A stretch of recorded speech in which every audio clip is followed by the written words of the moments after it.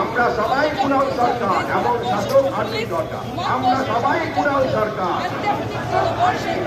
আমরা সবাই কুণাল সরকার, আমরা সবাই কুণাল সরকার, আমরা।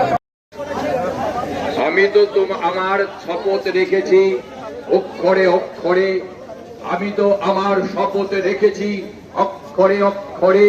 যারা প্রতিবাদী তাদের জীবন দিয়েছি নরক করে।